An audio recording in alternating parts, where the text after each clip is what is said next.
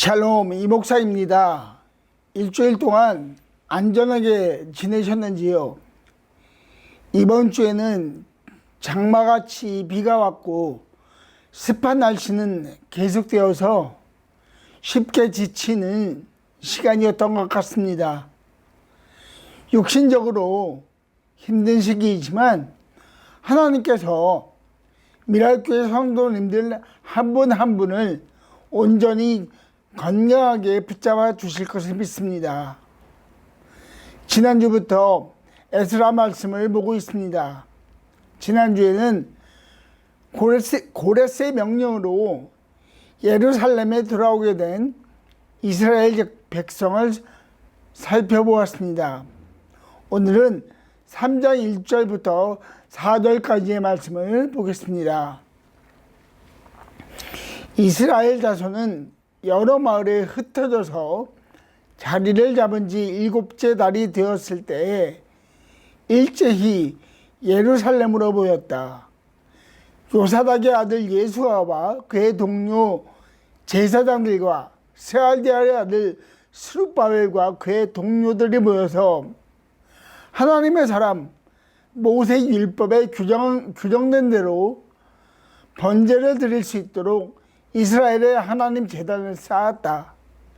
그들은 그 땅에 사는 사람들이 두렵기는 하지만 제단에 서 있던 옛 터에 제단을 세우고 거기에서 아침 저녁으로 주님께 번제를 드렸다. 초막절이 되니 기록된 대로 그 절기를 지켰다. 그들은 또한 규례를 따라서 날마다 정해진 횟수대로 번제를 드렸다. 아멘. 지난주에 1장의 주요 내용을 보았습니다. 2장에는 고향으로 돌아오는 자들의 숫자와 명단이 기록되어 있습니다. 그리고 2장은 다음과 같이 맺습니다. 2장 70절입니다. 제사장과 레위 사람과 백성 가운데서 일부는 예루살렘과 그 부근 마을에 자리를 잡고 노래하는 이들과 문지기들과 성전 막 일꾼들은 그들의 고향 마을에 자리를 잡았다. 나머지 이스라엘 사람들은 저마다 고향에 자리를 잡았다. 이제 그들이 고향 유대 땅으로 돌아왔습니다. 포로되었던 자가 자유하게 된 자로 돌아오게 되었습니다. 죄로 인한 하나님의 심판을 통해 간 곳에서 하나님의 회복을 통해 그들의 땅으로 돌아오게 되었습니다. 바벨론에서 떠나 예루살렘으로 돌아온 시간을 정확히 알기는 어렵습니다. 그러나 그 돌아오는 길에서의 마음들은 충분히 이해할 수 있을 것 같습니다. 그들의 걸음걸음마다 찬양으로 넘쳤을 것입니다. 선하신 하나님을 찬양하며 그들은 이동하였을 것입니다. 그리고 마침내 고향으로 와서 자리를 잡게 됩니다. 그들이 돌아온 지 7달이 지났습니다. 그리고 그들은 모입니다. 예루살렘에서 모입니다. 예루살렘은 그들에게 의미가 깊은 장소입니다. 성전이 서 있던 바로 그 장소입니다. 솔로몬이 세운 바로 그 성전입니다. 하나님을 예배하기 위해 그리고 하나님께 영광을 돌리기 위한 마음이 그곳에 있었습니다. 그들은 조상들로부터 다음과 같은 솔로몬 왕이 성전을 봉헌할 때 드러난 하나님의 영광의 임재를 들었을 것입니다. 역대하 7장 1, 2절은 다음과 같이 기록합니다. 솔로몬이 기도를 마치니 하늘에서 불이 내려와 번제물과 제물들을 살라버렸고 주님의 영광이 그 성전에 가득 찼다. 주님의 영광이 주님의 성전에 가득 찼으므로 제사장들도 주님의 성전으로 들어갈 수 없었다. 아멘. 돌아온 자들은 그 영광과 임재를 사모하며 예루살렘으로 모였습니다. 그리고 감사의 마음으로 모였습니다. 이들은 귀한 과정에서 보호하시고 인도하신 하나님의 선하심을 경험했을 것입니다. 그 선하심에 대한 감사가 모인 자들의 마음에 가득했을 것입니다. 모여서 그들이 하는 일이 있습니다. 하나님께 예배를 드린 것입니다. 돌아온 자들은 번제를 드리고 초막절을 지켰습니다. 번제에는 여러 가지 의미가 있는데요. 먼저 번제라는 것은 불에 태워진 희생제물의 향기가 하나님께 올라간다는 의미가 있습니다. 불에 태워진 희생제물이 있습니다. 이는 속죄를 위한 것입니다. 속죄는 가린다 또는 덮는다라는 의미를 가지고 있습니다. 죄가 가려지는 것을 말합니다. 하나님께서 그 백성들의 죄를 덮으시고 가르시는 것입니다. 다시 돌아온 백성들이 하나님 앞에서 그들의 죄를 고백하고 하나님의 선하심으로 그들의 죄가 가려지고 덮어지는 것을 소망하며 드린 것입니다. 번제를 드리는 동안 그들은 그들의 죄를 기억하였을 것입니다. 그들의 죄는 하나님의 말을 듣지 않은 것입니다. 불순종한 것이죠. 하나님께서 명하신 율법과 규례를 지키지 않았습니다. 불순종한 이스라엘 백성 앞에 하나님은 느부갓네살 왕을 사용하셔서 이스라엘 백성들이 살던 땅을 폐허와 조롱거리로 바꾸신다고 말씀하셨습니다. 그리하여 그들은 바벨론의 포로가 되었습니다. 이제 그들이 돌아와서 그들의 죄가 하나님의 은혜로 인하여 가려짐으로 영적인 회복을 보여주고 있는 것입니다. 그들은 자유가 없는 포로의 삶에서 벗어나 자유를 얻게 된 자로서 하나님 앞에 나와 기쁨으로 서 있습니다. 다시 하나님만을 온전히 의지하겠다는 결단의 모습을 보여주고 있는 것입니다. 이렇게 번제에는 하나님의 긍휼하심과 하나님의 백성이 누리게 된 자유를 보여줍니다.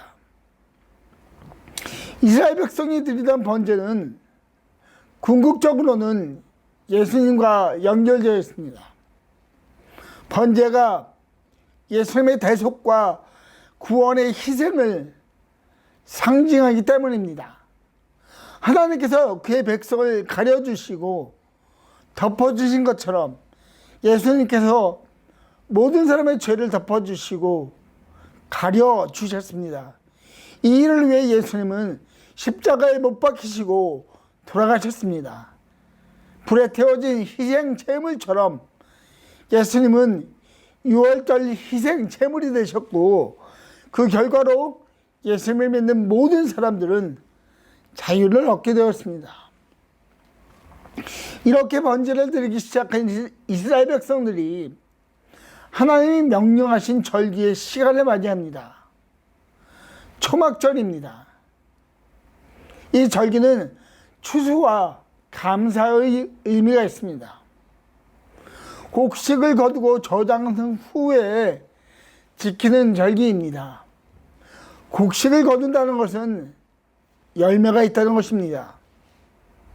바벨론에서 그들은 열매를 맺을 수도 가질 수도 없었습니다. 그러나 이제는 하나님의 은혜와 축복으로 열매를 맺을 것이고 풍성하게 거둘 것이라는 믿음을 가지고 절기를 지키는 자들이 됩니다. 저들도 마찬가지입니다. 예수님을 믿기 전에 그 어떤 열매도 맺을 수 없는 자들이었습니다. 이 세상의 권세를 잡은 자에게 포로가 되어서 자유를 경험할 수 없던 사람들이었습니다.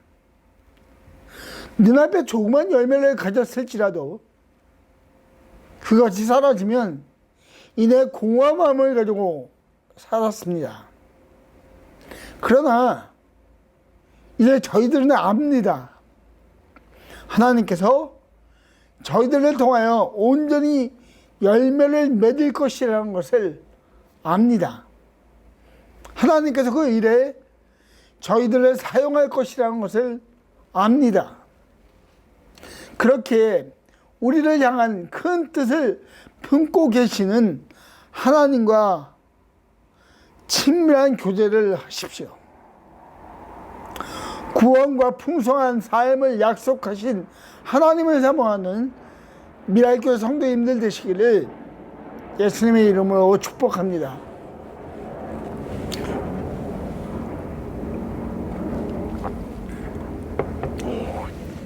이스라엘 백성들은 예루살렘에 모여서 예배를 드렸습니다.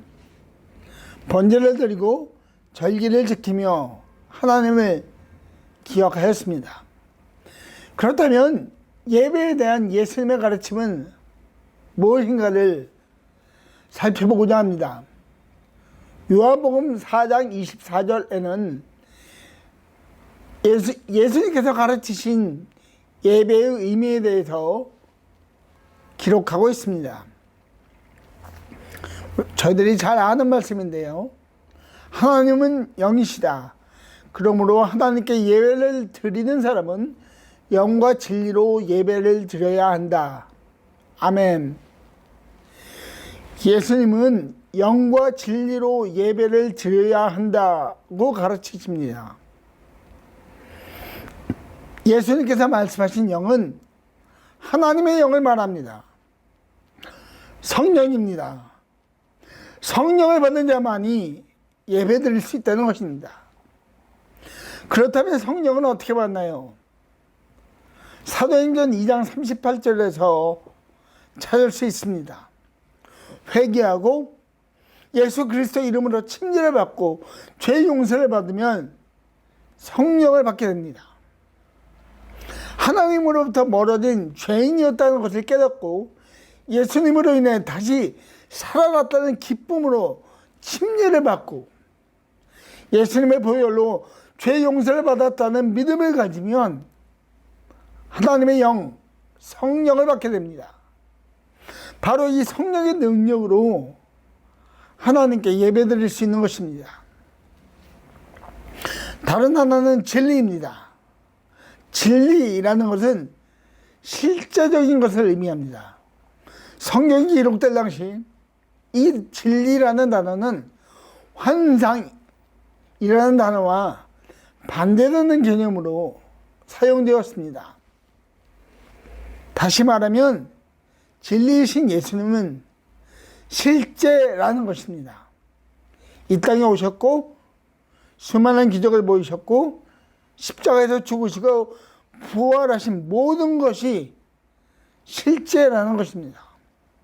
그리고 구약 성경에 기록된 모든 말씀이 실제이신 예수님을 위한 하나님의 말씀이었다는 것을 믿는 것입니다.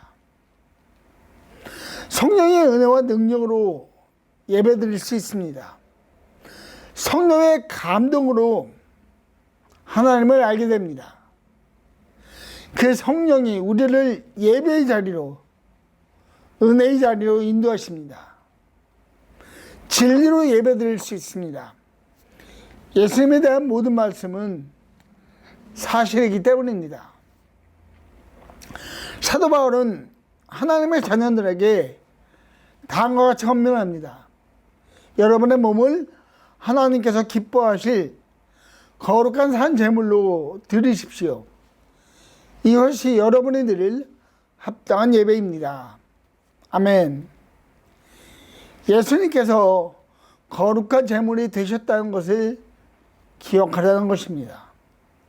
유월절 어린 양의 희생 제물이 되신 것을 기억하라는 것이고, 저희들 역시 하나님 앞에 드려진 예수님처럼 하나님의 영광을 위해 살아가라는 권면을 하고 있습니다. 하나님께서 기뻐하실 산 제물이라는 것은 매일의 삶 속에서의 행동과 태도를 말합니다. 매일의 삶이 예배와 연결되어 있습니다.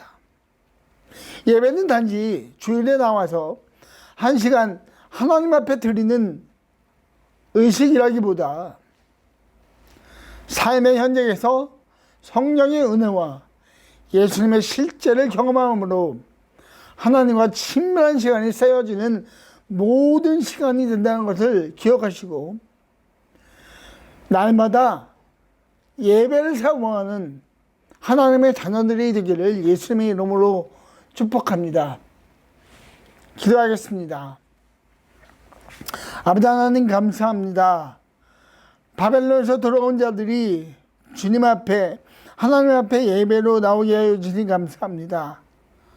아버지 하나님 또한 감사합니다. 저희들도 바벨론으로부터 돌아와 주님 앞에 예배로 나아갈 수 있는 은혜를 부어주셨으니 감사합니다.